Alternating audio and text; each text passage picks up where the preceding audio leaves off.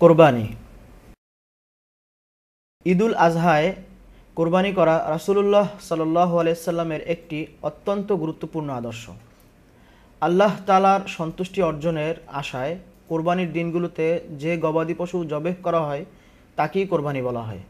আল্লাহ তাআলা বলেন, অতএব তোমার রবের উদ্দেশ্যে নামাজ পড়ো এবং কোরবানি করো। সূরা আল কাউসার আয়াত 2। আনাস রাদিয়াল্লাহু তাআলা আনহু থেকে বর্ণিত, রাসূলুল্লাহ সাল্লাল্লাহু আলাইহি ওয়াসাল্লাম শিং বিশিষ্ট সাদা কালো দুটি মেষ কোরবানি করেছেন। এ দুটি তিনি নিজ হাতে কোরবানি করেছেন, বিসমিল্লাহ বলেছেন ও তাকবীর দিয়েছেন।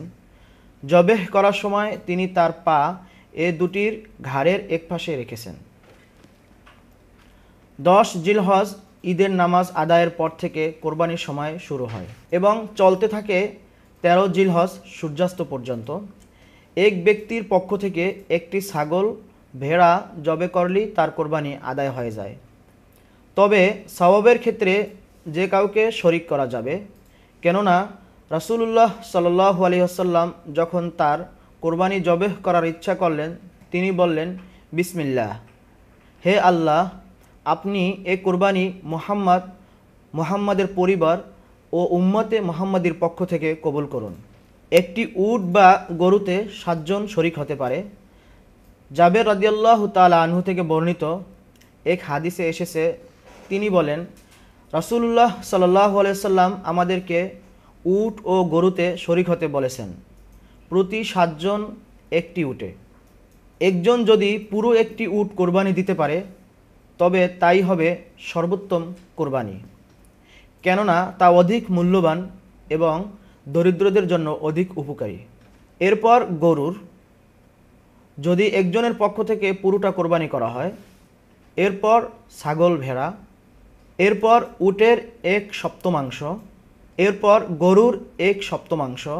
কোরবানির পশুতে কিছু দোষ থাকলে তা দিয়ে কোরবানি করা শুদ্ধ হয় না, যেমন কোরবানির পশু অন্ধ অথবা কানা হওয়া, খোঁড়া তথা চলতে অপারগ হওয়া, কোরবানির পশু একেবারে শুকনো যাতে কোনো গোশত নেই এমন হওয়া, অনুরূপভাবে কোরবানির পশু স্পষ্টরূপে অসুস্থ হওয়া। এর দলিল বারা ইবনে আযিব রাদিয়াল্লাহু তাআলা আনহু থেকে বর্ণিত হাদিস যে রাসূল সাল্লাল্লাহু আলাইহি ওয়াসাল্লাম বলেছেন, কোরবানিতে কানা পশু যে স্পষ্টভাবেই কানা, লেংড়া পশু যে স্পষ্টভাবেই লেংড়া, অসুস্থ পশু যে স্পষ্টভাবেই অসুস্থ, শুকনো পশু যাতে মজ্জা নেই, কোরবানি করা জায়েজ হবে না।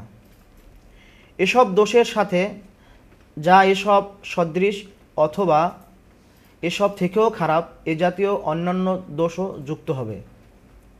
তবে কিছু দোষ এমন রয়েছে যা মার্জনীয়, যেমন কোরবানির পশুর লেজ না থাকা, জন্মগতভাবেই শিং না থাকা, খাসি হওয়া অর্থাৎ যার অন্ডকোষ থেকে মুষ্ক কেটে ফেলা হয়েছে, এ জাতীয় আরও অন্যান্য ছোটোখাটো দোষ। কোরবানিকারী 1/3 কোরবানির গোশত নিজের জন্য রেখে দিতে পারবে, 1/3 হাদিয়া দেবে এবং 1/3 সদকা করে দেবে। যদি পুরোটাই সদকা করে দেয় তবে তা শুদ্ধ হবে, আর যদি অধিকাংশ নিজের জন্য রেখে দেয় এতেও কোনো ক্ষতি হবে না। জবেহকৃত কোরবানি ও হাদির গোশত যাতে অবহেলায় নষ্ট না হয়ে যায়, বরং এর যথার্থ ব্যবহার নিশ্চিত হয়, এ ব্যাপারে সচেতন থাকা আবশ্যক। অনেক হাজি এমন রয়েছেন যারা জবেহ করার জায়গাতে চামড়া সুলানো অথবা গোশত কাটা ব্যতীতই তাদের কোরবানিকৃত পশু ফেলে রেখে চলে আসেন। এরূপ করা সমীচীন নয়। যে ব্যক্তি কোরবানি করতে চায় তার চুল কাটা, নখ কাটা অথবা গায়ের চামড়ার কোনো অংশ কাটা বৈধ নয়। জিলহজ মাস শুরু হওয়ার পর থেকে জবেহ করা পর্যন্ত এসব থেকে বিরত থাকতে হবে। উম্মে সালামা রাদিয়াল্লাহু তাআলা আনহা থেকে বর্ণিত, তিনি বলেন, রাসূলুল্লাহ সাল্লাল্লাহু আলাইহি সাল্লাম বলেছেন, যখন জিলহজের প্রথম দশক প্রবেশ করবে এবং তোমাদের কেউ কোরবানি করতে ইচ্ছা করবে তখন চুল ও চামড়ার কিছুতে সে হাত দেবে না। অবশ্য পরিবার পরিজনের মধ্যে যাদের পক্ষ থেকে কোরবানি করা হয়, যেমন স্ত্রী, সন্তান সন্ততি, তাদের উপর এসব বিষয়ের নিষেধাজ্ঞা নেই। আর জিলহজের প্রথম 10 দিন খুবই ফজিলতপূর্ণ সময়, যাতে বান্দার আমলের সওয়াব বহুগুণে বাড়িয়ে দেওয়া হয়। নবী করিম সাল্লাল্লাহু আলাইহি সাল্লাম বলেন, এই 10 দিনের তুলনায় এমন কোনো দিন নেই যাতে নেক আমল করা আল্লাহর কাছে অধিক প্রিয়। সাহাবীগণ প্রশ্ন করে বললেন, এমন কি আল্লাহর পথে জিহাদও নয় হে আল্লাহর রাসূল? তিনি বললেন, এমন কি আল্লাহর পথে জিহাদও নয়, তবে যদি কেউ তার জানমাল নিয়ে বের হয়ে যায় এবং এর কোনো কিছু নিয়েই ফিরে না আসে তবে তার কথা ভিন্ন। এই 10 দিনে সুন্নত হলো ইবাদত বন্দেগীতে অধিক শ্রম দেওয়া, বেশি বেশি জিকির আজকার করা, কোরআন তেলাওয়াত করা, সাদকা করা। আরও সুন্নত হলো ঈদের দিন ছাড়া অন্য দিনগুলোতে রোজা রাখা, যার মধ্যে আরাফা দিবস হলো সর্বোত্তম।